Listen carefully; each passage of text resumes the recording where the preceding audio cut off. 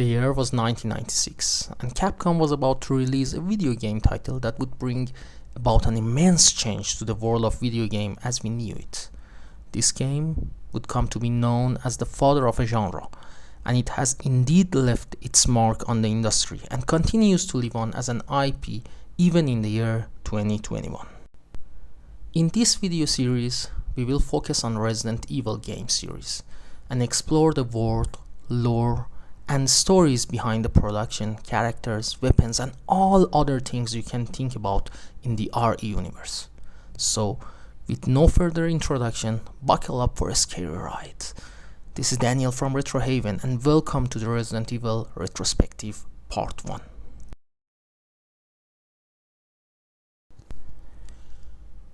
In 1989, a video game called Sweet Home was released for Nintendo Famicom. If you are a part of our Western audience, then you might know this legendary piece of hardware as NES. Unfortunately, Sweet Home has never left Japan and remained a hidden gem far from the grasp of the Western market of gamers. The game was based on a popular horror movie by the same name, and it had an atmospheric and mystical feel to it. At its core, the game contained multiple elements such as mansion setting, multiple characters, puzzle solving, and other things that you might know very well. The game had the player survive against the horror that lay within the mansion. The director of Sweet Home was Tokoro Fujiwara, an ambitious and visionary game maker who was a legend in the game industry back then. When 1993 came around, he knew that in order to remake Sweet Home for a younger generation of gamers, he needed new blood on his team. Rewinding back to the late 80s, most games were 2D, but in the mid-90s, 3D and polygons were starting to make scenes in this industry. So, Fujiwara selected a young talent within the Capcom to manage the project for the Sweet Home remake.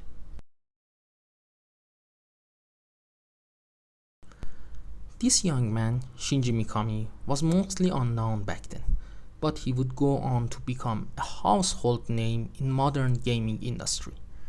Mikami was like Fujiwara in many ways, and one of the main similarities that the two possessed were their ambitions. So, it made sense if Mikami added his own insight into the new project. The project started out as it should, a remake or rather reimagining of Sweet Home. But Mikami soon realized that the idea would not spark the creativity and the boom he wanted to make with his new opportunity. Before Sweet Home remake, Mikami's work experience was mostly made up from Disney games, and he was a part of the dev team for some of the best Disney games of the 16-bit generation. Games such as Goof Troop and Aladdin was a part of his work. But this new project could be a breakthrough for him. So Mikami changed the equation a little bit. He decided to retain some of the core aspects of the Sweet Home and build a structure around this foundation.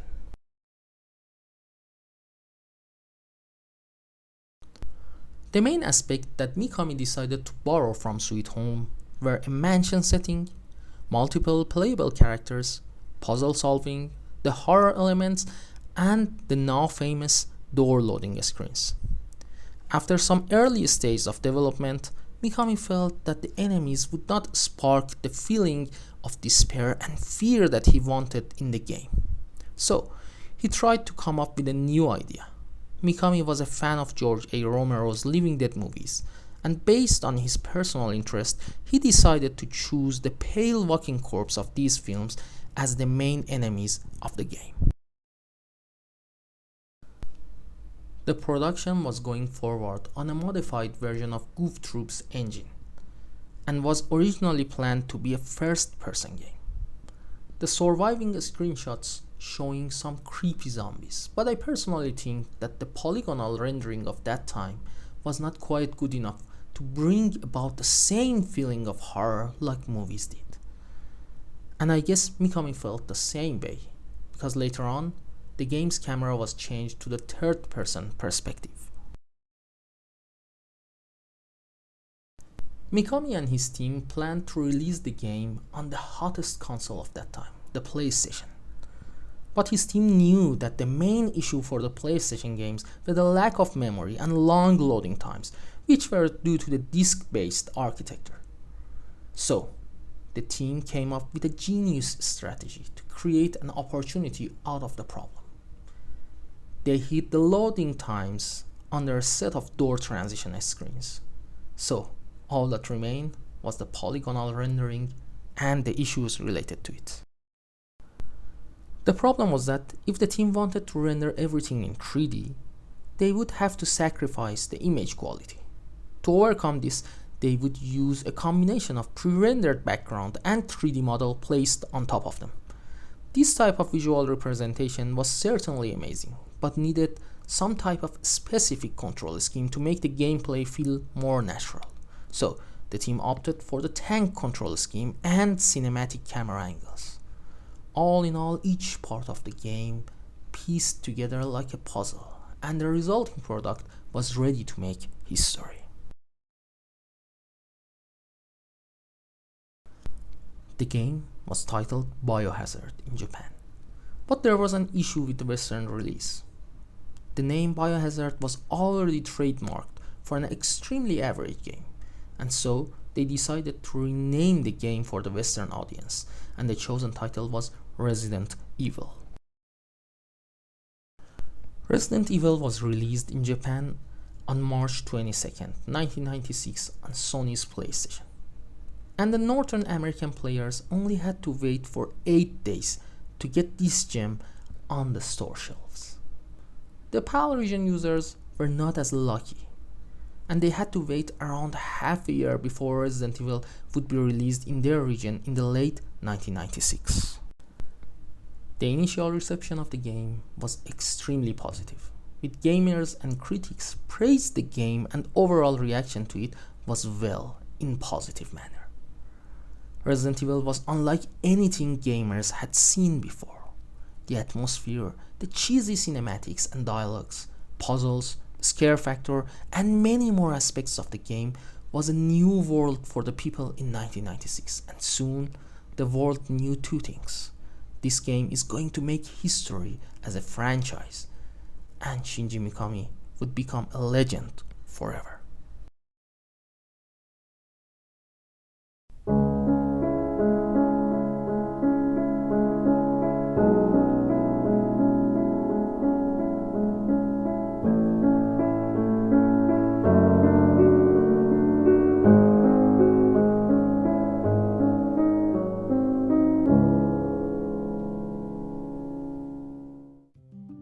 Hello and welcome back to RetroHaven.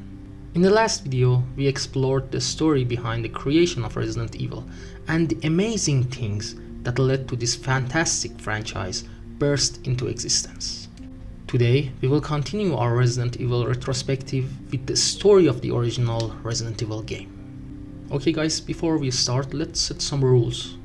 Since the game has two main characters, the story will be told from two different perspectives, and we will not include any information that came from the other pieces of work in the lore and future titles. We will focus on the story of the original Resident Evil as it told, or to be more precise, what was shown to us. With that out of the way, this is Daniel from RetroHaven, and welcome to Resident Evil Retrospective Part 2. The day is July 24th, 1998. A lot of cannibalistic behaviors and murders were reported to the police forces in Raccoon City, and it has led to the special forces known as STARS to dispatch Bravo team for investigation. But after the night passes, contact with Bravo team is lost. This led to the leader of the STARS, Albert Wesker, to personally get himself involved and dispatch Alpha team to accomplish two objectives. One, find out what happened to the Bravo team, and two, continue the investigation on the reported cases. STARS are some of the best and the most talented police force members. The name STARS stands for Special Tactics and Rescue Squad, and Alpha team is led by Captain Wesker himself. The other members of the Alpha team are Chris Redfield, Jill Valentine, Barry Burton, Joseph Frost, and Brad Vickers. Soon after the team reached the Arclay region, they find the Bravo team's chopper. It was abandoned, and they started searching the surrounding area. Joseph Frost found a severed hand, still holding the gun, and then the team were attacked by a pack of vicious, half-rotten dogs. Unfortunately, Joseph did not survive this incident, and the pilot, Brad Vickers, overcame by fear during the panic and chaos. So he took off with the helicopter and left everyone behind. The team had no other choice but to run for the close-by mansion. Unfortunately, the team were separated on their way to the mansion. Wesker, Barry, and Jill could not find Chris and began searching for him. Wesker ordered Jill and Barry to search the nearby dining hall. But instead of finding Chris, they faced a zombie feasting on the corpse of the Bravo team's Kenneth J. Sullivan. Barry took down the zombie using his trusty Magnum, and when they returned to report to Captain Wesker, he was nowhere to be found. So Barry and Jill decided to split up to cover more ground in order to look for clues and find a safe way out. They soon figured out that the mansion is full of cryptic, locked doors and puzzles, and all of the mansion's former residents are now zombies. On the other hand, Chris, who did enter the mansion separately, was trying to find a way out by himself. He too found the body of the Kenneth J. Sullivan. A while later, Chris discovered that his friend and rival, the marksman of the Bravo team, Forrest Speyer, was pecked to death by zombie crows. Things were not good for the Alpha team, and it seems like Bravo team did not fare much better. Chris decided to move forward and ran into youngest member of the Bravo team, the chemical and medical expert of the stars, Rebecca Chambers. She was hiding in one of the rooms, and from that moment onward, Chris and Rebecca teamed up. And at the same time with the other team, which means Jill and Barry, they tried to cover the mansion on different paths. After some time, Chris found another member of the Bravo team, the communication expert Richard Aiken. He was severely injured and looked like something huge has bit into his body. It seems like he was poisoned, and the effect of the poison were manifested in his arm. Things were not looking good for him, and Rebecca, as the medical staff of the team, decided to give him the serum, while Chris went on to investigate the nearby room. Inside this barely lit room, he met the reason behind the Richard's situation, an overgrown snake called Yawn. The snake was looking to make a snack out of Chris, but Chris, being one of the best and the sharpest members of the stars, used his skills and fought the snake. After some well-timed shots by Chris, Yawn took considerable amount of damage and retreated into a huge hole in the ground. It was near this hole that Chris found an important key that would allow him to access some of the many locked doors in the mansion. So Chris went back to Rebecca and Richard, but he found out that Richard was not going to survive, and soon another member of the Bravo team faced death. On the other hand, Jill and Barry were able to find their way to the guardhouse and faced other monstrosities there. Some overgrown bees, more wild and crazy dogs, huge spiders, and a lot of zombies stood in their way. The situation were not good on their side as well. After looking around in this area, they figured out that they need to find an entrance to the hidden lab of the mansion, so they tried to solve the puzzles to get there. Chris and Rebecca followed the path that Jill and Barry opened before, and they entered the underground passageway. But some crazy monsters called Hunter tried to kill them, and they faced the monsters that the other group of heroes faced as well. In these underground passages, Chris ran into multiple traps that rolled a huge boulder to kill any intruder.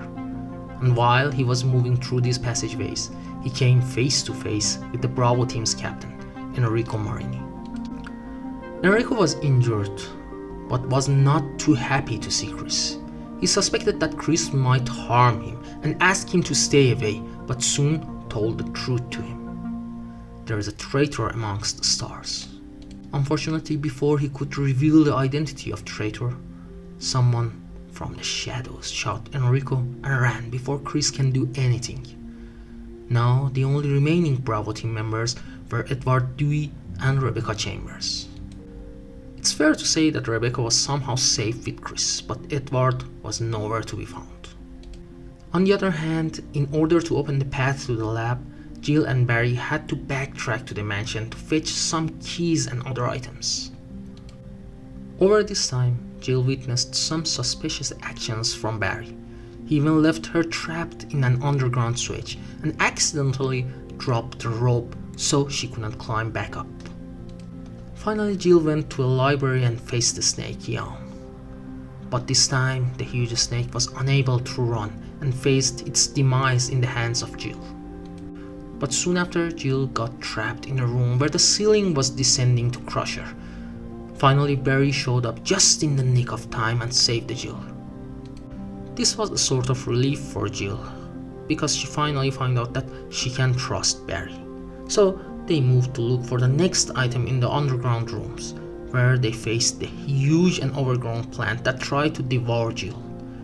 Barry managed to get his hands on a flamethrower and burn the plant to crisp and save Jill for the second time.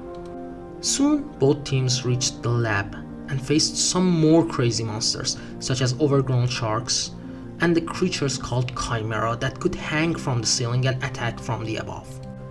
Their search led them to discover some secret files that revealed the ugly truth. A giant company called Umbrella, who almost owned the whole Raccoon City, were behind everything, and they discovered another shocking fact. One of the highest ranking members of the Umbrella is none other than Captain Albert Wesker. Jill could not do much when she found out about the truth, because Wesker blackmailed Barry by holding his family hostage and forced him to help. Barry was ordered to capture Jill and place her in a jail cell. On the other hand, Chris faced Wesker, and after some argument, Wesker released the pinnacle of Umbrella illegal bioweapons. This huge monster was called Tyrant, but things did not go as Wesker planned, because the Tyrant attacked Wesker instead of Chris. Chris witnessed Wesker's death and had to fight the monster, so he used the exposed heart of the monster and shoot this weak point until the Tyrant was down. Soon after this intense fight, he got a radio call from Brad. It seems like the pilot has returned to pick them up, but the chopper's fuel was running out. So Chris, on his way out of the facility, ran into Barry and told him about the Wesker's fate. Barry, who was released from the Wesker's evil clutch, rushed to help Jill, and the team fetched Rebecca and made their way to the helipad to escape this hellish nightmare. But something unexpected happened. All speakers in the lab started to announce that a self-destruct sequence has been activated, and the entire lab soon will be blown into bits. All 4 remaining STARS members rushed to the helipad, but before Brad could descend down to pick them up, the Tyrant opened a hole in the ground and faced them one more time. This time, all 4 of them tried their best to fight the Tyrant, but it seemed like their bullets were doing nothing and no damage to the monster. Time was running out, but before all hope was lost, a rocket launcher was dropped down by Brad. Chris ran and picked the weapon and used it to finally destroy the unstoppable Tyrant. Finally, Brad was able to land, and all of them boarded the chopper. While they were flying away, they witnessed a huge explosion, and the mansion, guardhouse, lab, and all the monsters in them blew up in the self-destruct sequence. Out of the 12 elite members of the STARS, only 5 made it out alive, and all the evidence of their nightmare were reduced to ashes. But the surviving members knew the truth about the Umbrella and had to make the right decision and expose them. Hello everyone and welcome back to RetroHaven. In the last video we explored the story of Resident Evil 1 game and learned about the dirty side of the Umbrella Corporation and their bioweapon experiments that led to zombification of the people in the mansion in the Arklay Mountains. Our heroes fought different types of monsters and found out about the betrayal of Captain Wesker, but all their evidence blew up in an explosion. I'm quite sure that you're not here for a recap of the previous video, and if you are interested in that video, please use the link in the description to watch the previous video. But in this video, we will take a closer look at each one of the characters in the game, and we will see them through the glasses of the original Resident Evil 1 game, which was released in 1996. If you are familiar with the series and feel like some aspects of some characters are missing, please keep that in mind, that we will focus on the characters based on 1996 game, and back then these were the only things that we would knew about them. Please rest assured and know that we will update each character as they will appear in the next installments of the Resident Evil games. With this out of the way, this is Daniel from RetroHaven, and welcome to Resident Evil Retrospective Part 3. Chris Redfield. Chris is the marksman, co-pilot and second in command in STAR's Alpha team. He is 181 centimeters tall and his blood type is O. He was born in 1973, that makes him 25 years old at the time of Resident Evil, and he grew up as an orphan with his sister.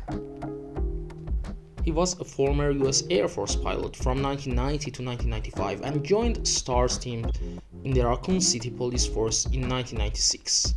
His best friend in the STARS is Forrest Spare, and they have a great rivalry.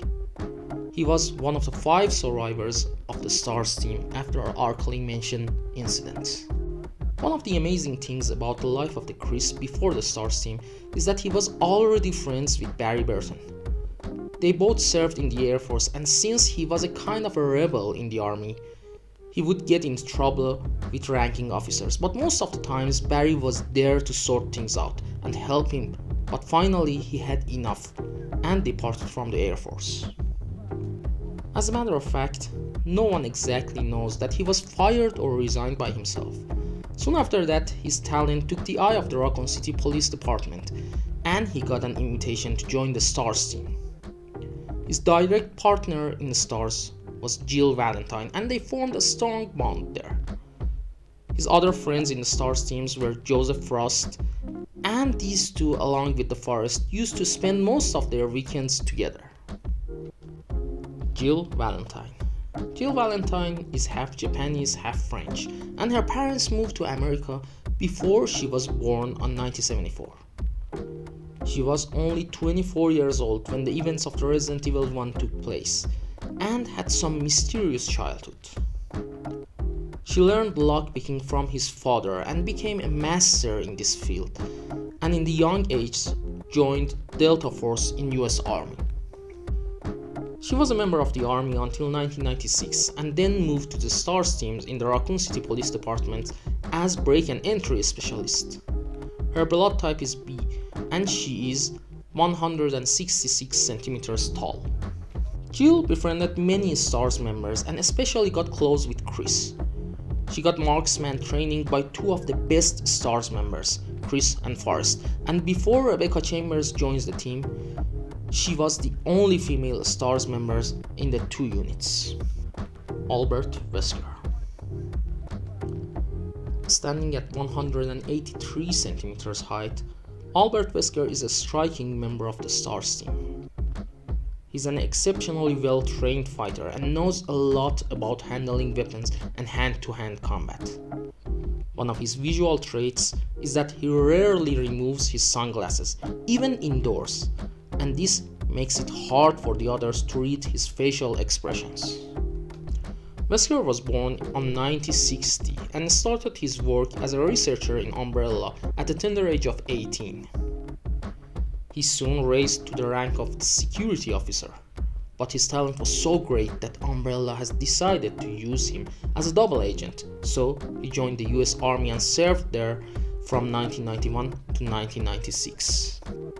After that experience, he was appointed as the STARS team's leader in the Raccoon City's police department and started to do Umbrella's bidding at the same time. Albert Wesker's blood type is O. He was ordered by Umbrella to send the STARS team to the Spencer Mansion to test the bioweapons against the professional forces, and this eventually led to the events of the Resident Evil 1. But in the end, he was using Umbrella to get his personal goals, but died by the hand of the tyrant that he himself awakened, a fate that Capcom changed in the future. Barry Burton. Barry is the third oldest member in the STARS team, and like Wesker, born on 1960, which makes him 38 at the time of the first Resident Evil game. He is 186 centimeters tall and has the blood type A. He is the weapons expert of the STARS team and is known well to the team as a family man. He joined the US Air Force in 1983 and served there for some time until Chris Redfield joined in. He was a member of the SWAT team as well and met Enrico Marini there. In 1996, when Albert Wesker was putting a STARS team together, Enrico, Chris and Barry joined the team as the elite members, and because of his friendly manner and cheerful attitude, Barry became the popular member amongst the STARS team. He has a wife and 2 daughters that Wesker took hostage in order to make him betray his co-stars. But after Wesker died, he tried his best to make up for his crimes and helped the team to run away from the hellish nightmare that they have faced in the Arklay Mountains. Rebecca Chambers. Rebecca is the youngest STARS member and joined the team at the age of 18. She is 161 centimeters tall, and her first official job was becoming a member of STARS. She is exceptionally knowledgeable on the field of chemistry and obviously is the worst STARS members when it comes to combat. Richard Aiken was placed as a mentor to her to make her fit to become an active member of the team, but one of her first missions was the Resident Evil 1 incident and led to a nightmare instead of learning. Her blood type is AB, and Capcom later added a whole new entry to the series with her as the starring role. Richard Aiken.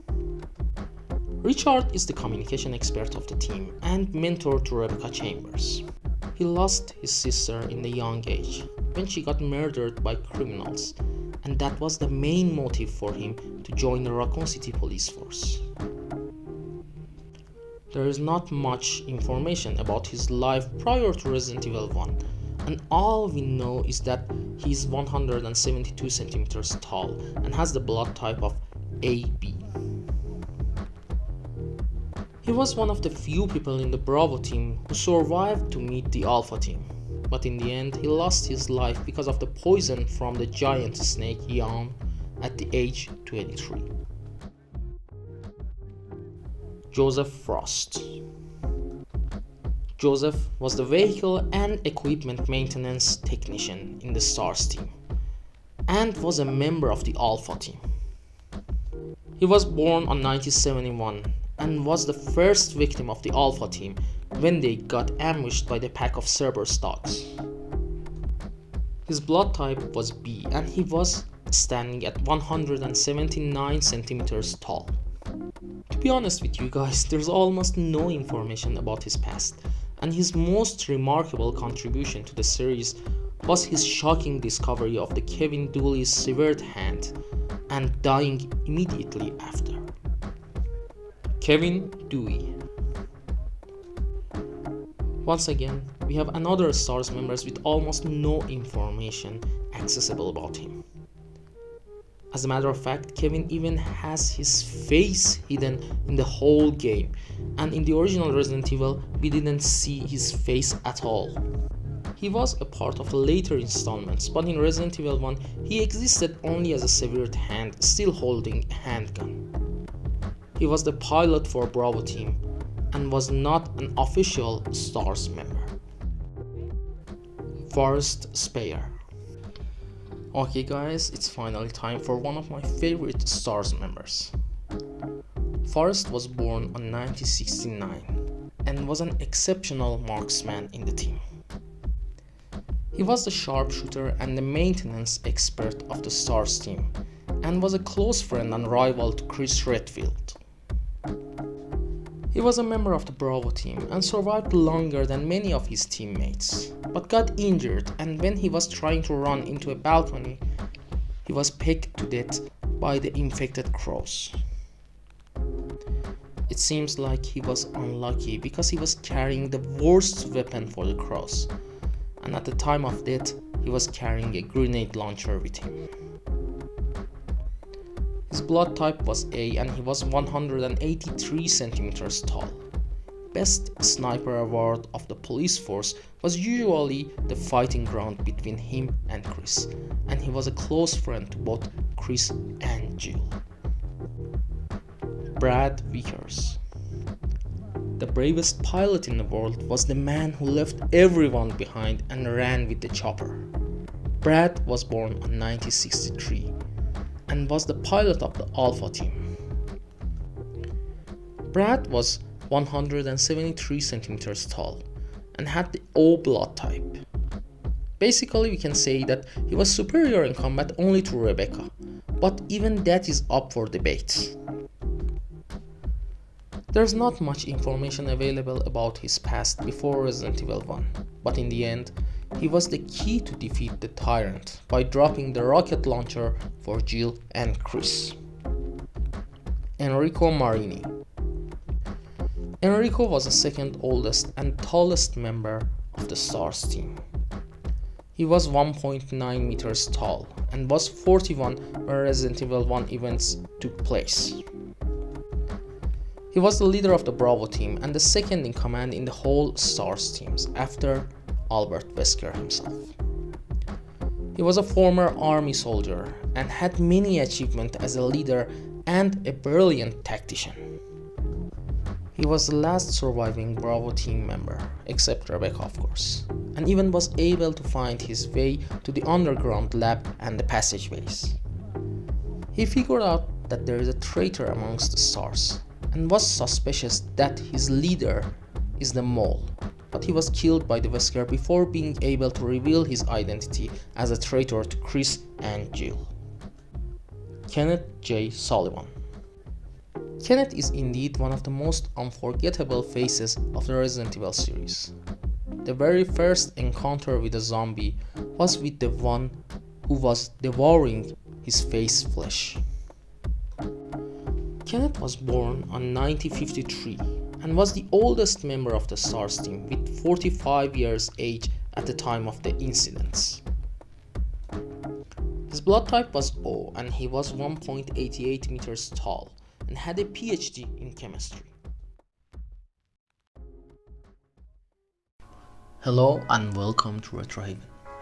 In the last video we took a closer look at each character of the first game and learned more about them. But in this video we will take a look at something different and focus on the gameplay elements of the game. This is Daniel from RetroHaven and welcome to Resident Evil Retrospective Part 4. First, let's set the rules.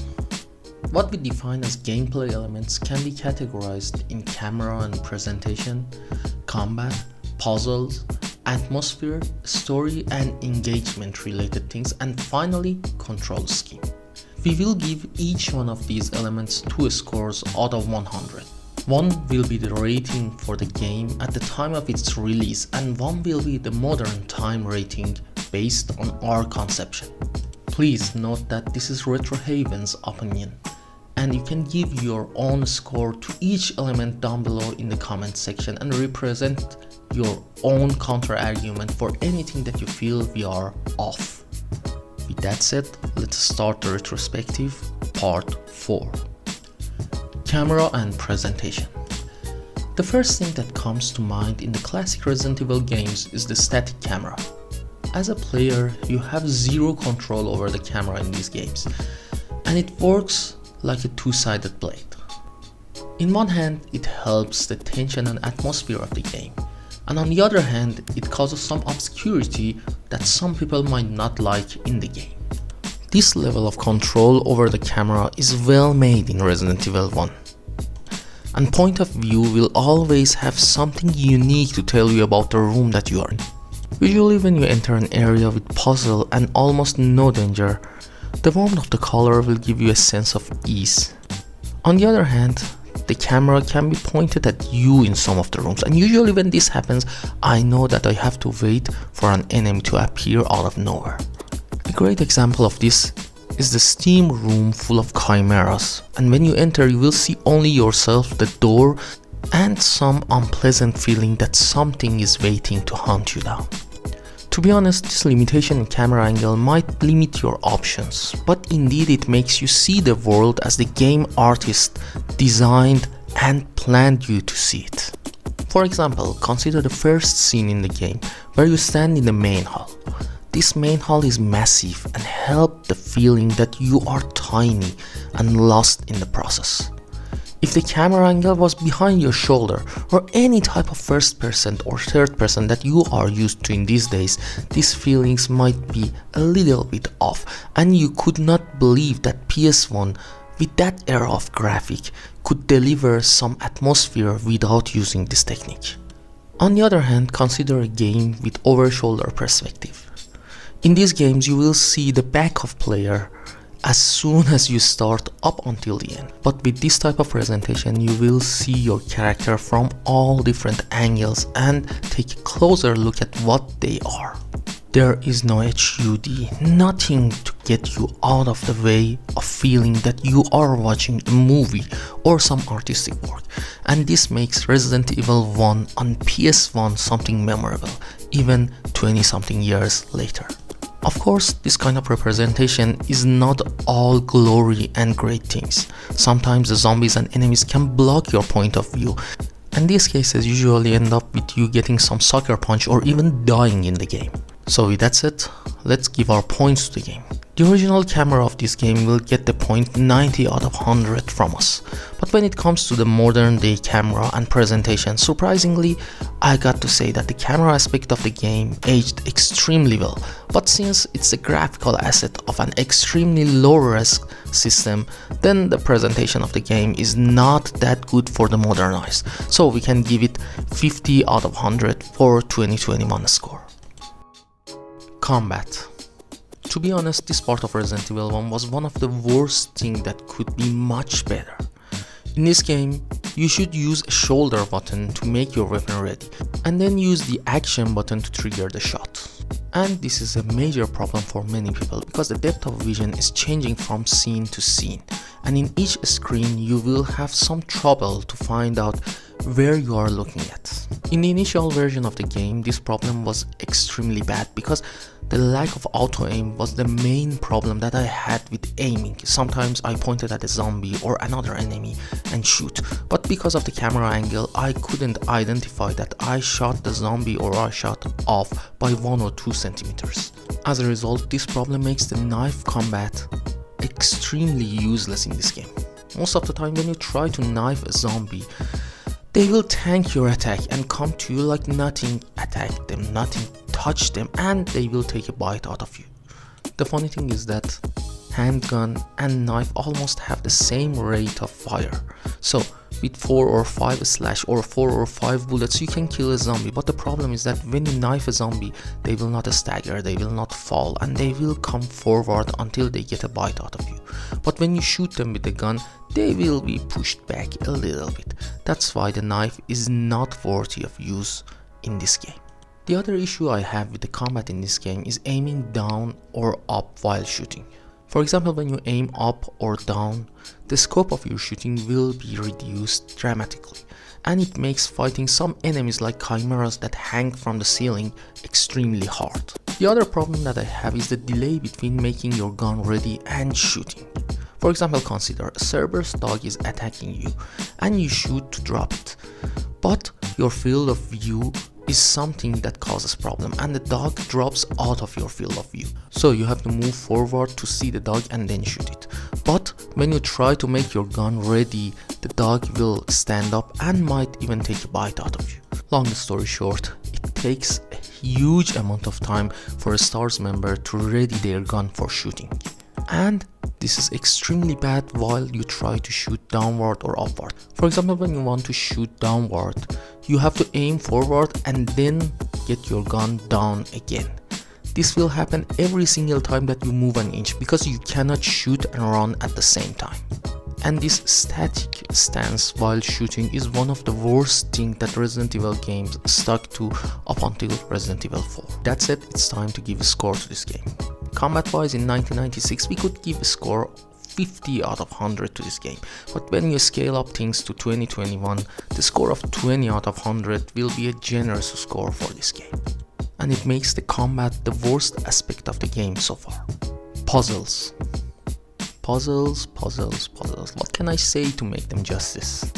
The main puzzles of the game are not a part of pre-planned scheme, and I gotta say that the main puzzle is item management in this game.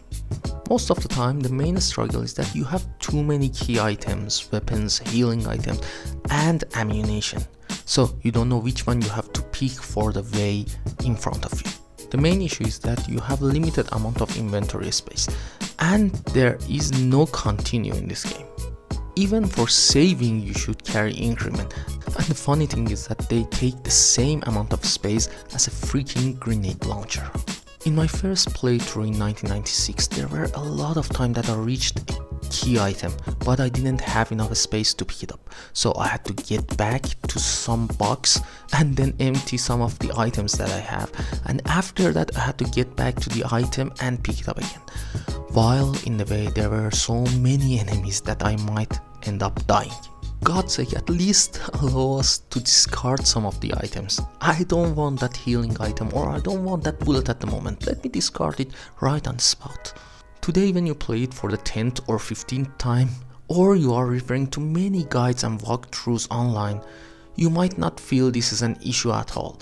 But consider back in 1996, there were nothing such as internet that we have today, and you had to do things by trial and error, especially when you are a 14-year-old boy like the stupid me back then, and you are sitting in a rental shop and playing PlayStation because you are too poor to own one for yourself. And consider that I didn't know anything about English, and I have limited knowledge about this language, and the game was fully in English. So think about that and see what kind of trouble I had picking up an item or knowing what the hell shall I do with that item.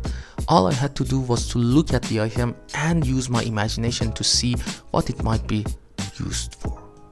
The pre-planned puzzles were great in this game. For example, the now famous painting room puzzle was a very hard one for me because I didn't know what the hell is going on. I couldn't read what's going on for each one of the paintings.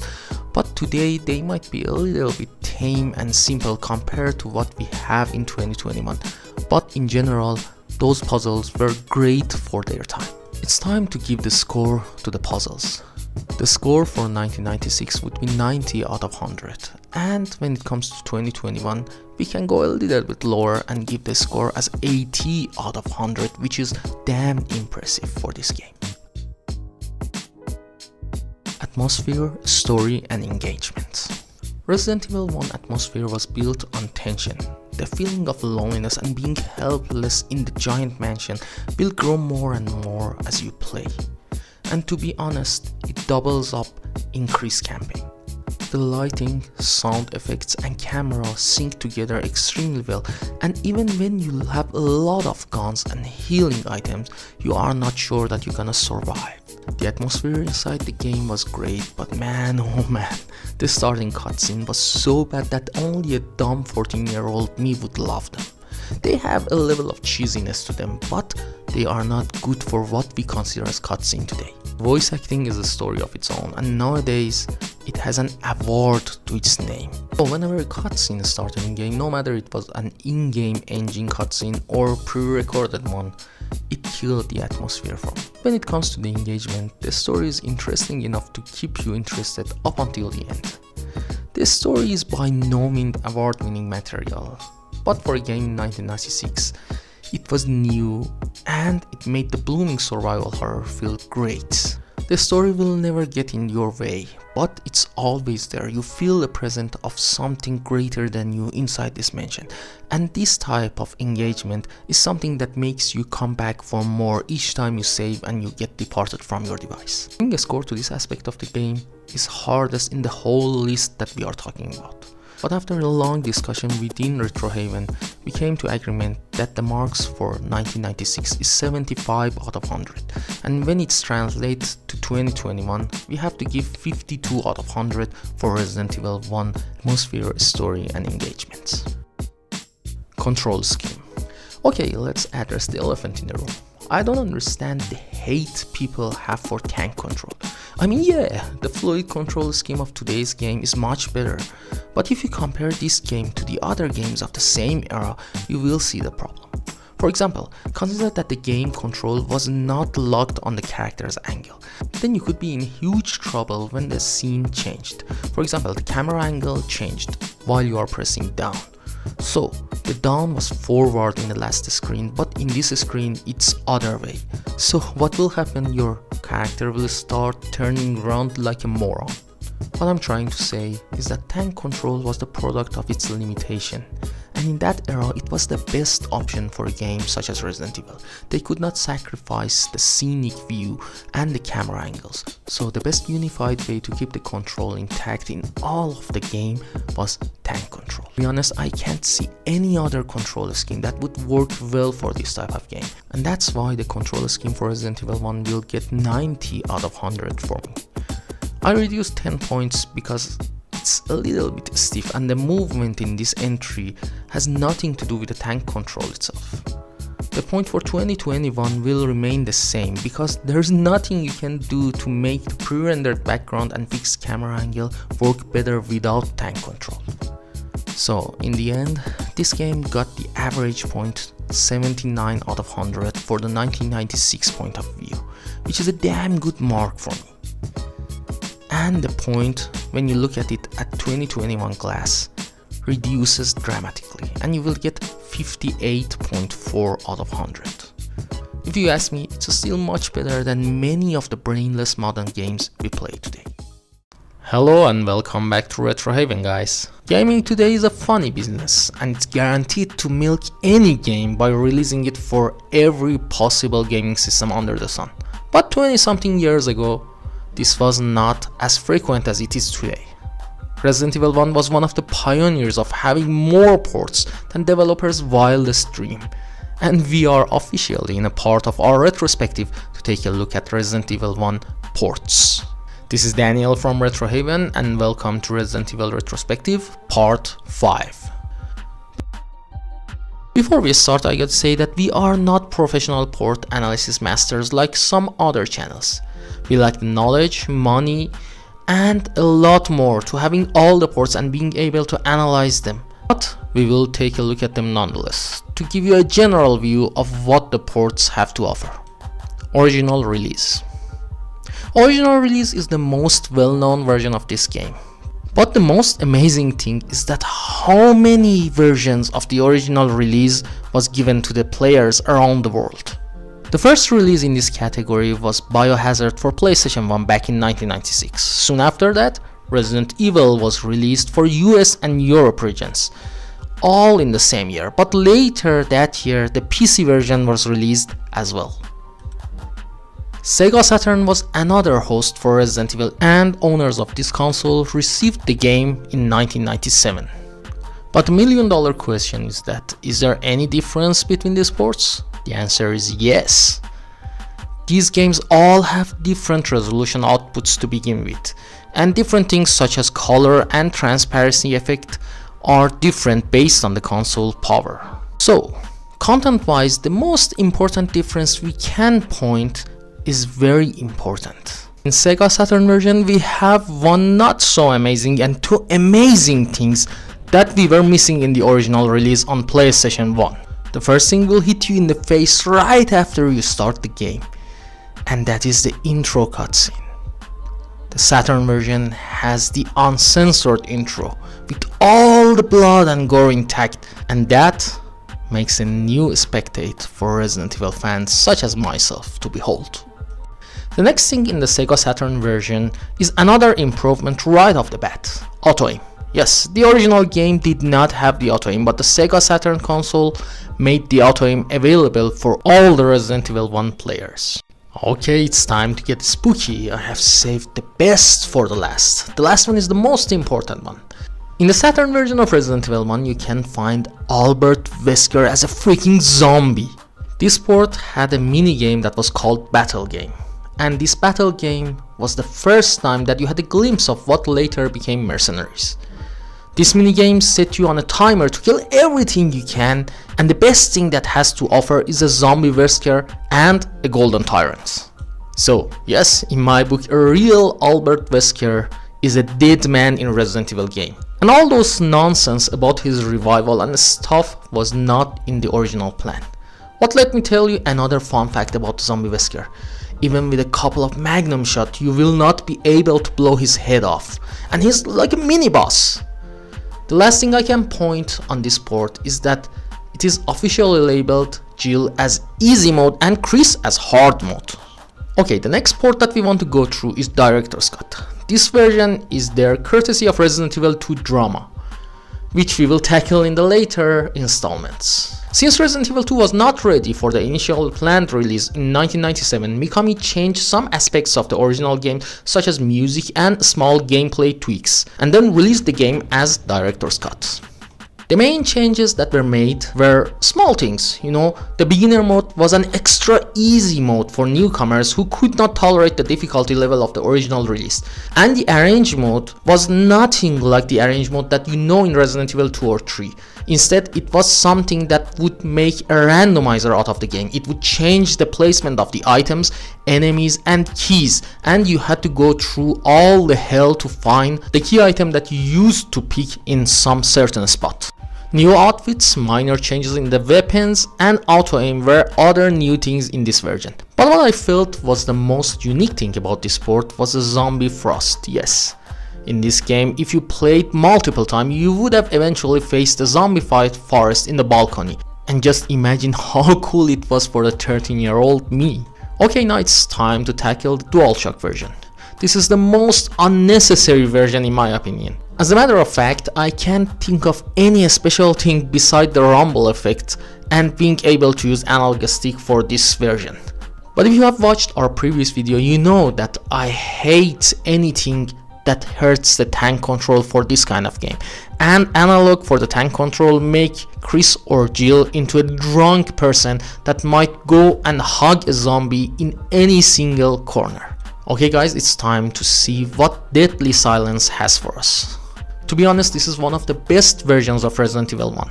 This game was released for Nintendo DS on the 10th anniversary of the original release, and it had a lot to offer. New modes for items and enemy placement, new gameplay elements such as Master of Knifing, and a lot more was added to this game. The Master of Knifing was a mini game that you could use the touch capabilities of Nintendo DS and knife the enemies in the first person view. There was some other amazing things as well. For example, when you tried to help Richard, you have to give him PCR by blowing into DS microphone. If you blew too hard, the blood would splash out of his wounds. Since the DS had two screens, you could see the map all the time in one of the screens, and your location was live in the map. So my overall feeling toward this port was a mixture of nostalgia and happiness. So it was positive all over. Okay guys, before we end this video, there was another version which we could look at this, but we can say it's a bonus version. You might not believe that a version of Resident Evil 1 was planned for Game Boy Color, but this version never saw the light of the day. The remaining screenshots and videos are showing some promising game for the system, and maybe it was a good thing that we never see this game released, because some weak graphics and some weak performance could hurt Resident Evil name beyond repair. Hello and welcome to RetroHaven. In the previous videos of the Resident Evil retrospective, we tried to focus on core elements of the game such as development cycle, story, characters, ports, etc. But in this video we will dive deep into one of my favorite aspects of the game, guns. The guns in this game are amazingly crafted and they are an essential part of experience. And since I have some first-hand experience with weapons in my military service, I gotta say that this part of the game was an old hobby of mine. So on this basis we will give rating 1 for realism and another one for usefulness of each weapon inside the game. With that said, let's go and take a closer look at Resident Evil 1 weapons in Resident Evil Retrospective Part 6. Combat Knife. Okay guys, let's start with the worst. You won't be able to use knife in this game unless you are some kind of Resident Evil god. The knife in this game was modeled after a generic combat knife that you can find in any military group. The knife is mostly unusable in normal playthrough, but since it is the only weapon that Chris has at the beginning of the game, we are obliged to rate it. The first rating is 100 out of 100 because it's a very realistic model, and you can see this knife in many real-life situations when army is involved. But when it comes to the usefulness inside the game, 10 out of 100 would be more appropriate. Beretta M92FS. The basic handgun that you can see in your inventory for most of the game. Both Chris and Jill have this weapon, but Chris will get it a little bit later than Jill. The power of this weapon is almost the same as knife, but there is a world of difference between the two when it comes to the usefulness. This handgun in the original game was the standard model given to every STARS members and used 9mm ammunition, which was easily accessible through the most of the game. There is somewhere between 1 to 10% of chance for critical hit with this gun, but I would not place my chips on it because it's so inconsistent and it comes as a surprise when you kill a zombie with just one hit most of the times. Most zombies take between 4 to 8 shots to die, depending on the difficulty level obviously. With that said, we gotta give this weapon score 80 out of 100 for in-game utilities and 90 out of 100 for a real life one. We have reduced 10 points because of some odd shapes for the trigger case, which is not a common practice in the real world Beretta models. And some mechanical parts of the weapon are just above the trigger and they are totally missing in the model in-game. Beretta M92FS Custom. This weapon is almost 99% same as previous one. The only difference is that it has better aiming because of improved sight. And it is notable to say that you can't find this handgun in the original game, and later releases made it accessible in advanced and arrange modes. In-game rating is a little bit better than the previous one and it is 82 out of 100, but since the model used some bright colors for the metal and handle used in the gun, PS1 graphics gives us a huge kick in the real life rating, and the best we can give is 70 out of 100 here. Clips. Okay, about the clips for this gun, I gotta say that they use standard 9mm rounds. There is something interesting about these clips inside the game. Chris has a higher chance of getting more bullets per pick. In each playthrough you will be able to pick between 250 to 350 bullets. And they are very effective against dogs, crows, zombies, but not much effective against some strong enemies. Remington M870. This game might not ring a bell for you, but most of us did not even bother ourselves to see what the devs named the beloved shotgun in the game. And if you are interested in guns, you know that the Remington is a bloody powerful shotgun known in the world and used for more than 7 years all around the globe. This is one of the most trustworthy weapons in the whole game and both Chris and Jill are able to use it.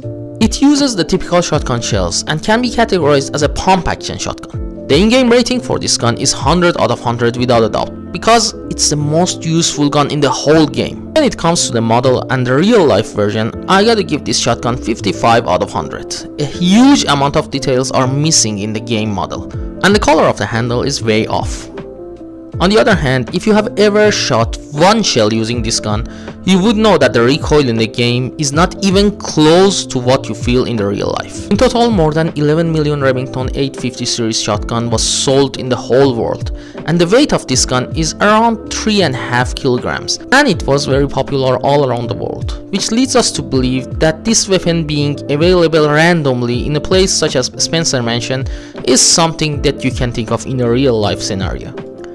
Shells for shotgun in this game are standard category class, and you cannot expect them to be as effective as slug shells, but they do extremely well nonetheless. Shotgun ammo in this game is not extremely rare, but it's not as frequent as handgun bullet either. In a normal playthrough, once again you will find more shotgun shells as Chris. This is true in both number of picks and number of shells per pick. So in each playthrough you will be able to pick between 80 to 120 shells based on your character.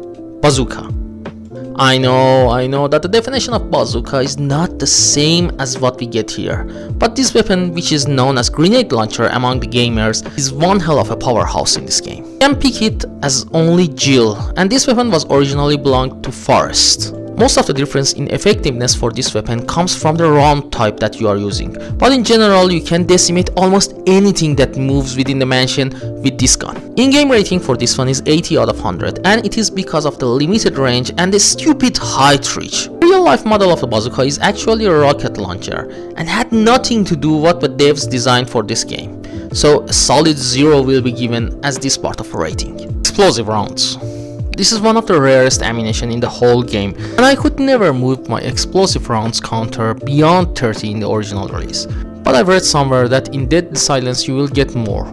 That unfortunately I cannot confirm or deny at the moment. The thing that makes this type of round extremely effective is crowd control capabilities. When you fire this type of round, it will spread in multiple directions, and you can take down multiple enemies with just one shot.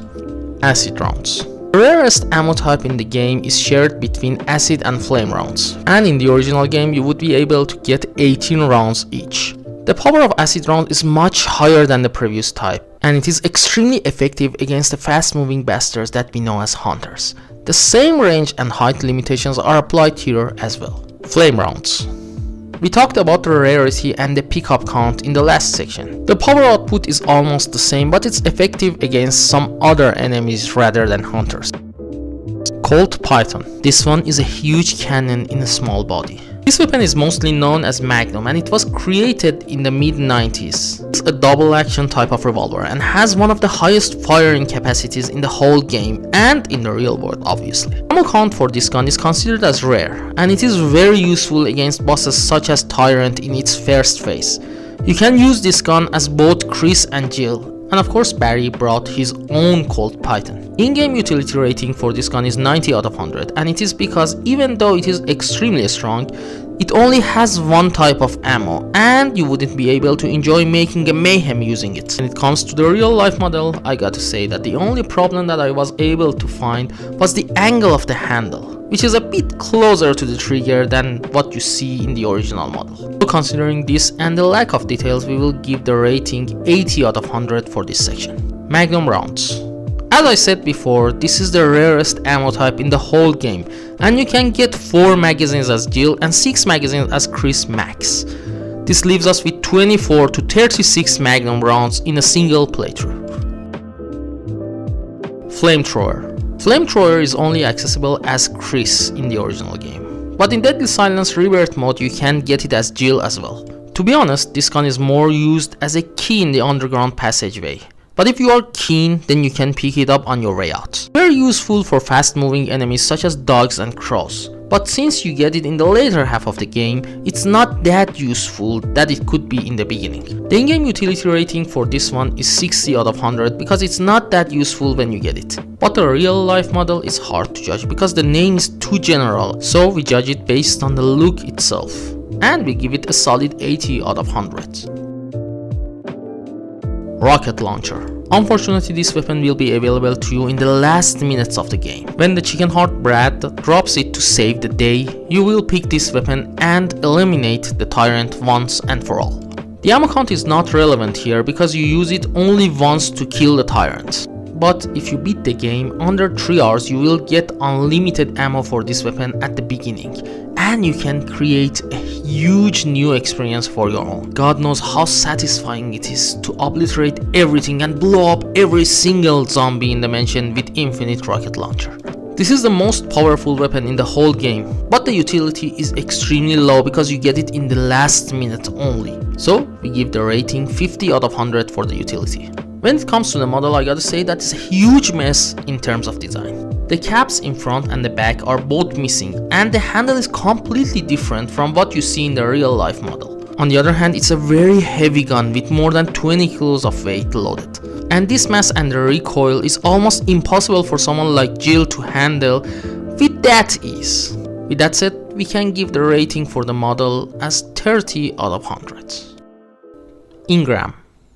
This weapon might not ring the bell for many of you because it's exclusive to Jill and it's only unlockable in PC version of the game. The in-game utility of this gun is not that high because it has the same power as handgun, but with higher firing rate, so we give it 60 out of 100 since it's not available at the beginning of the original campaign. When it comes to modeling and the real life version, I gotta say that this is an impressive model for a 32-bit console, so we give it complete and solid 100 out of 100. Mini-Me, another PC exclusive, but this time for Chris. For those who wondered what the Chris is holding in the cover of the game, I gotta say that the closest thing that you can get in the whole game to that monstrosity that you can see in that picture is Mini-Me. It is very powerful, but since it is an unlockable award, the game utility drops to 60 out of 100. The real life model is another story. The real life model of this weapon is extremely customizable, so it's hard to judge based on what we see in the game. To be honest, I love the color and the details you can find in this gun. And since I am the one with the microphone and you have no control over the ratings at this moment, I give 100 out of 100, so you can give your own. Hello everyone and welcome to RetroHaven. We are in the final stages of our Resident Evil 1 retrospective, and since there is no good protagonist without antagonist, then we should take a look at primary antagonists of this game, which are the enemies. We will take a look at general reoccurring enemies in this video, and the bosses will have the video of their own. With that said, grab some popcorn, get hyped for a spooky ride, and get yourself ready for Resident Evil 1 enemies review. This is Daniel from RetroHaven and welcome to Resident Evil Retrospective Part 7. Zombies. The main meat of the game and the enemies that the game is known by are shambling rotten corpses we know as zombies. They are somehow the easiest enemy when they are by themselves, but the main danger comes when they appear in numbers. In general, they don't pose much of a threat in large area and when they are not in close proximity. As a matter of fact, in Resident Evil 1, they are mostly a minor issue throughout the whole gameplay, because based on my calculations, you will face between 60 to 80 zombies in total. And the lower end of this spectrum belongs to Jill, and Chris faces more zombies in general. They are the result of T-virus infection in human body. They still have some human shape and visual traits, but since their body is rotting, then they will get decomposed in time. And the appearance of the zombie can indicate when they have turned. They only have one instinct: feed. And the only way to fully destroy them is rendering their body useless. One of the main logical bugs in this game is that the people turn into zombies when they got bitten by any infected creature. But our protagonists have some plot armor which is thick, and zombies bites have no consequences for them whatsoever. Cerberus. These vicious dogs are the first thing we face in the game if we are too curious. As a matter of fact, if you insist on opening the door in the main hall, you will be treated to a cutscene that shows a dog tries to break in. To be honest, this cutscene has aged like fresh milk, and it's terrible by any means. So the first animated creature that you will see in the game is either a zombie or a Cerberus dog based on your own choices. They seem to be Doberman, but I'm not able to confirm it because I couldn't find any information in any official resources. You will be facing 10 to 15 dogs in the whole game, but they can be troublesome if you don't act wise. Once again, Chris have to face more enemies of this type. They are the result of direct injection of T-virus into the dogs, and it was a part of planned Umbrella research, but unfortunately they were able to escape and roam free in the jungle area surrounding the Spencer mansion. Crows. These are some of the worst enemies in the game. They fly in unusual patterns and might even get a bite even from the best players. You won't face many of them, but they are memorable because they punish you if you solve the painting puzzle in a wrong manner. In the case of crows, you will face the same number of them as both Chris and Jill. You will find them in the balcony and the gallery, and the total 10 crows are there in the whole game. It seems like they were not a part of Umbrella plans, but they feasted on the meat of the dead people carrying T-virus and got infected as a result. Adder. This is one of the most unnecessary animals you would see in the whole game. They are normal snakes with minimal graphical details. They are very annoying because you face infinite number of them if you stay in the area. You will face them in only 2 places, but they can poison you, and you have to run through the hassle of finding blue herbs. And I searched a lot and I could not find any information indicating that they are infected with T-virus. Bees. Another type of annoying enemy. This time we face them only once in the game. And fortunately there are more information available about them. They are the result of Umbrella experiment and are normal bees infected with T-virus as a part of huge set of tests conducted by Umbrella on different species. This infection made them grow up to 5 times more than the size of a normal bee, and they can poison you as well. Just keep that in mind that they will spawn infinitely, so leave the room as soon as possible. Spiders or web spinners. These creatures are some of the most terrifying results of T-virus infection. These enemies are strong, scary and huge, so the fact that they are very limited in numbers won't affect the impact they have on the players. You will face only 4 of them in the whole game as both Chris and Jill. When it comes to the size, these spiders are huge enough to crush any human being. They can move on the walls and the ceiling and can jump in front of you and scare the hell out of you. Whenever you enter a room, you can hear their soft stomps. And that's the indication that you will face them in the room that you have just entered. Just remember, if you kill them, their egg sac might explode, and you will face small versions of them that can stun you while you're trying to move around. Hunters. The deadliest enemies in the whole game are indeed these froggish creatures. They can one-hit kill you if you are not on full health. And the animation of Chris and Jill getting decapitated is amazing still in this day. In the whole game you will face 20 of them as Jill, but depending on Rebecca's status you will face somewhere between 24 to 25 hunters as Chris. They are indeed a bioweapon made by Umbrella, and they are the result of T-virus infection with some unknown genetic components. Chimeras. The last type of common enemy that you will face in the game are these freaks. They are the result of Umbrella's direct engineering. Umbrella tried to mix the genes of human with different creatures, but the most terrifying result was these chimeras. They have the genes of both human and flies embedded with T-virus. They can hang from the ceiling, and that makes them hard to spot in some rooms. They can move between the rooms using the air vents, and they are hard to kill comparing to other enemies you have faced before. The funny thing is that they have never appeared in another Resident Evil game, but I think that they are one of the most disturbing creatures in the whole series, and maybe my fear of insects has a huge part to play in this. Hello and welcome to RetroHaven. In the last part we took a look at enemies of the game. And the enemies we have seen were normal reoccurring ones.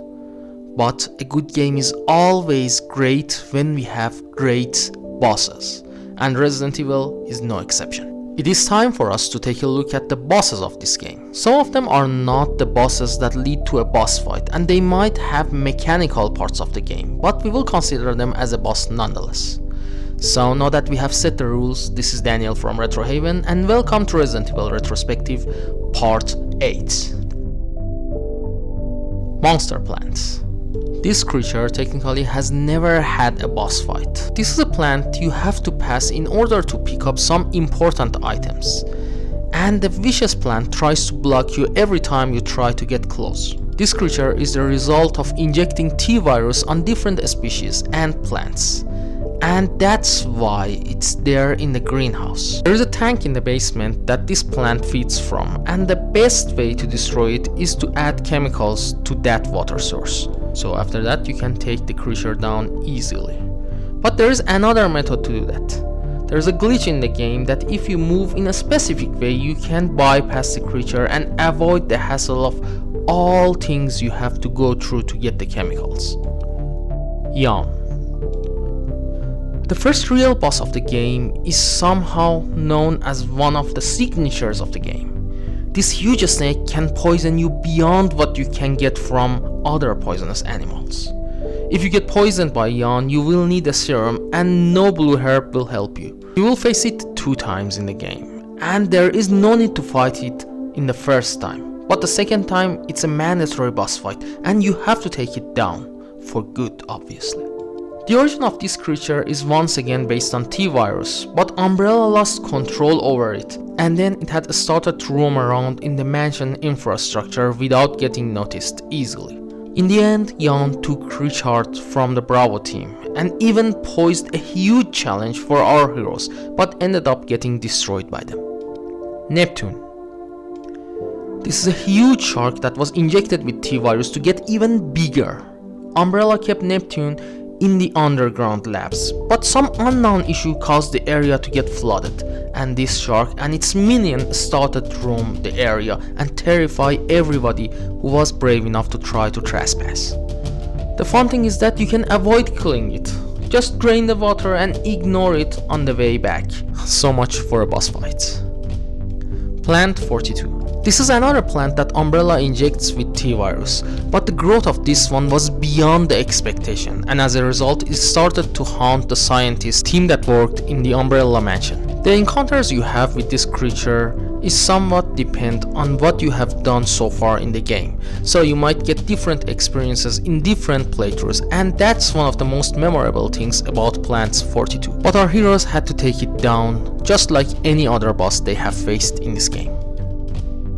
Black Tiger.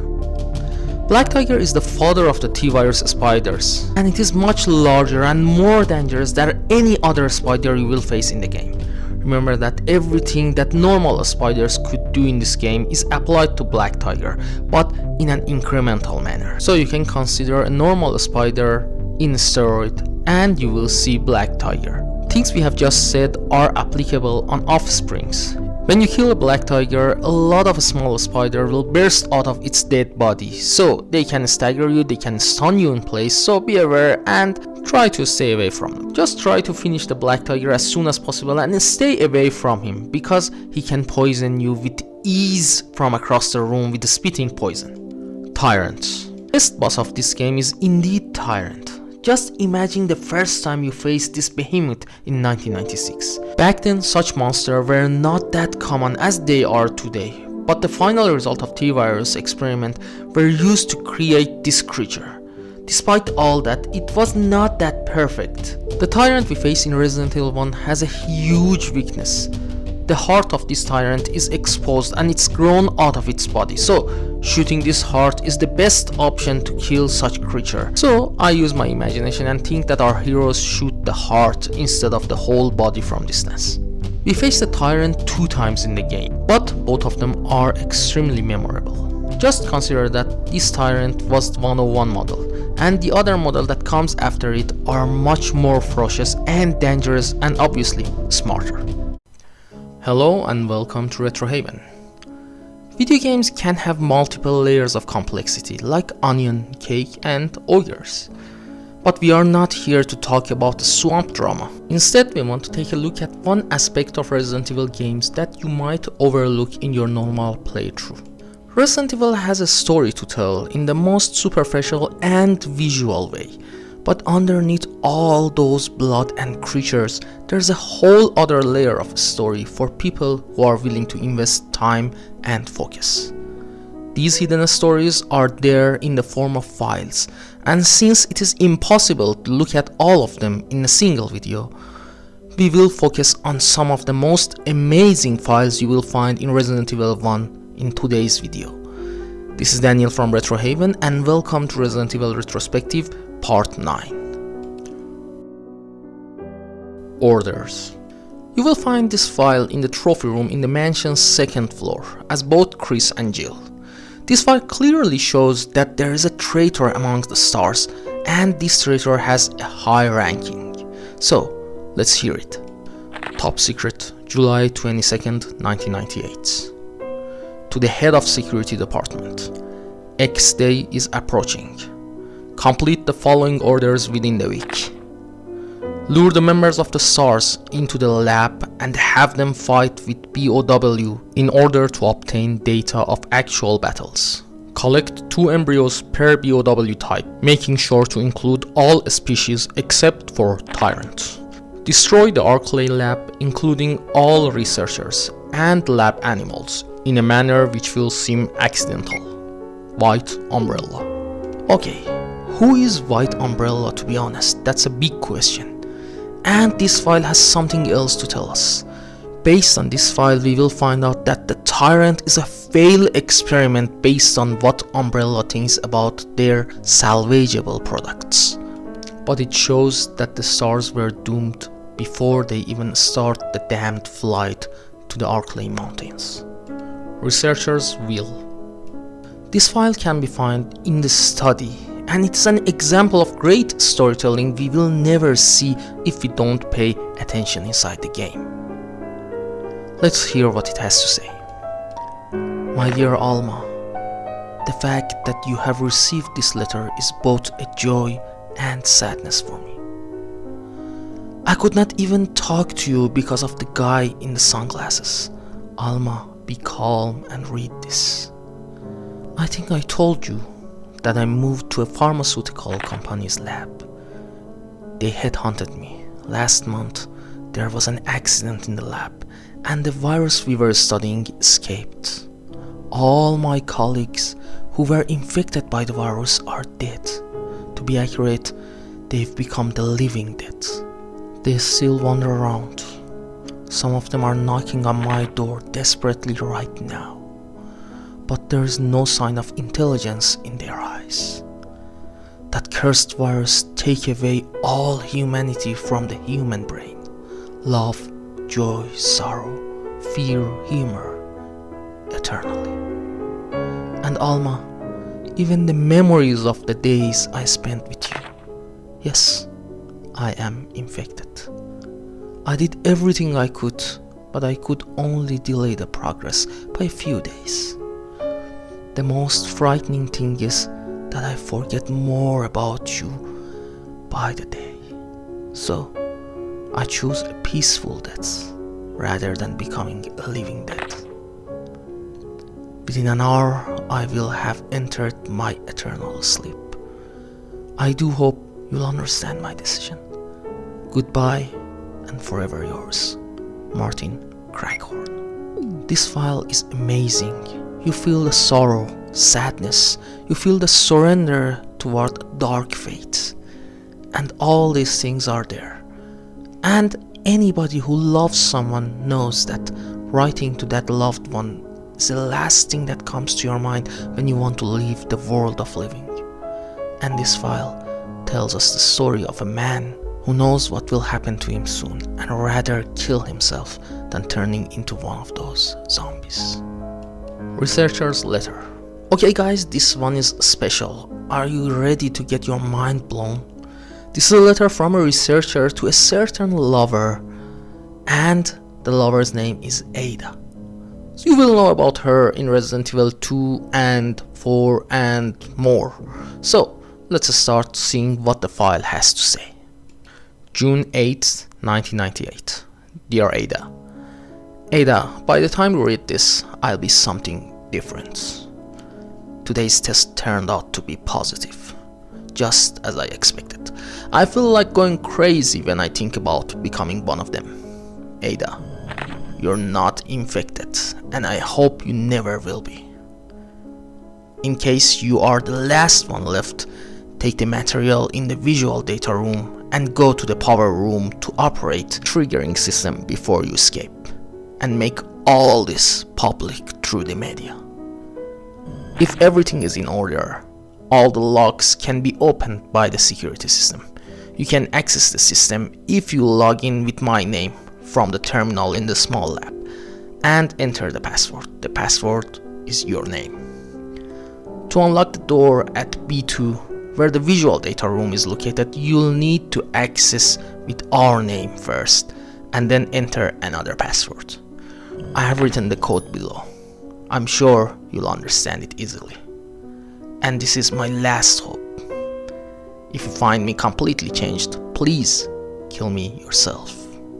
This file is clearly showing what happened inside the mansion was out of control. The researchers know that they are going to die, and the fact that you know that one of those poor zombies that you have shot during the game is the Ada's lover, John, or the other guy, the Crankhorn researcher, it's very sad.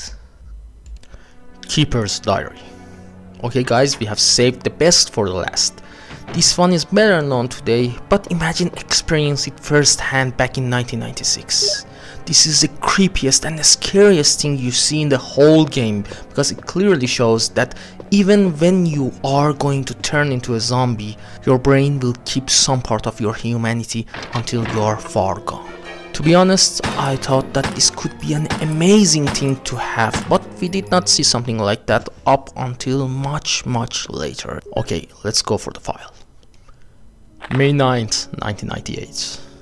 At night, we played poker with Scott the guard, Alias, and Steve the researcher. Steve was lucky, but I think he was cheating. What a scumbag.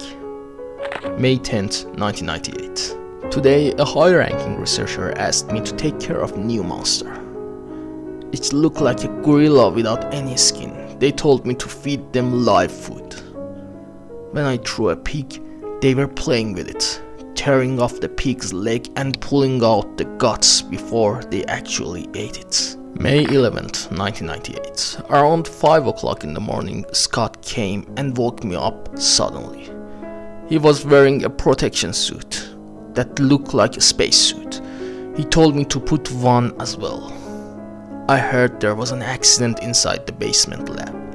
It's no wonder those researchers never rest, even at night. May 12th, 1998. I've been wearing this annoying spacesuit since yesterday. My skin grows musty and feels very itchy. But way or revenge, I didn't feed those dogs today. Now I feel better. May 13th, 1998. I went to the medical room because my back is all swollen and feels itchy. They put a big bandage on my back and the doctor told me I did not need to wear the spacesuit anymore. I guess I can sleep well tonight. May 14th, 1998. When I woke up this morning, I found another blister on my foot. It was annoying and I ended up dragging my foot as I went to the dog's pen. They have been quiet since the morning, which is very unusual. I found that some of them escaped. I will be in real trouble if higher-ups find out. May 15th, 1998. Even though I didn't feel well, I decided to go see Nancy. It's my first day off in a long time, but I was stopped by the guard on the way out. They say the company has ordered that no one leaves the grounds. I can't even make a phone call. What kind of joke is this? May 16th, 1998. I heard a researcher who tried to escape from the mansion was shot last night. My entire body feels burning and itchy at night. When I was scratching the swelling on my arm, a lump of rotten flesh dropped off. What the hell is happening to me? May 19th, 1998. Fever is gone, but itchy. Hungry and eat doggy food. Itchy. Scott came. Ugly face, so killed him. Tasty. Itchy. Tasty. The fate of this keeper was very sad, but the scary thing was that even though he turned into a zombie and ate his own colleague, he still wrote something inside his note. That itchy and tasty might be two simple words, but the fact that they are written by a zombie blows my mind every single time. Hello guys and welcome back. Today we all know about Easter eggs, and hunting them down is a well-known hobby for many people, but back in 1996 this was not the case. It doesn't mean that the games of that era would not have Easter eggs of their own. And in today's video we will take a look at the Easter eggs and facts you might have missed in Resident Evil 1. With that said, this is Daniel from RetroHaven and welcome to Resident Evil Retrospective Part 10. Mikami's Great Regret. Did you know what was the only regret Shinji Mikami expressed for this game? It was choosing the female actress for Jill. There is not much we know about this actress, which is simply known as Inej. And she was not a professional actress, and as a result, rumors said that both she and Mikami were not happy with her presence on the set. So it makes sense that you see the annoying face on Jill's character in the intro, because the actress playing that role was extremely annoyed and Shinji Mikami was mad at her because of her performance. So everything added up so we can have a classic intro which is cheesy as hell. A giant and a comic relief. It seems like in the original draft of the game, Rebecca and Barry were not the partners we would see inside the final game. So instead of them we would have a huge guy with some robotic parts named Gelzer, and another guy who was some kind of, comic relief. His name was Dewey. The only surviving thing that I could find about them was a picture, and I could feel that the Dewey character later on used as Keith in Revelations or Rick in Dino Crisis. Bloody walls. In the beta version of the game you can see a bloody message on the wall. When I say bloody, I mean it's completely literal, because the message is written with blood and it reads, "Painful breathing, someone stop this suffering." You could clearly see that the writer of this message was collapsed and left a huge trace of blood on the way down. There were many other cases of blood and gore that removed from the game, and this is just something that we happen to know. If you know about the other one, please leave a note in the comment section.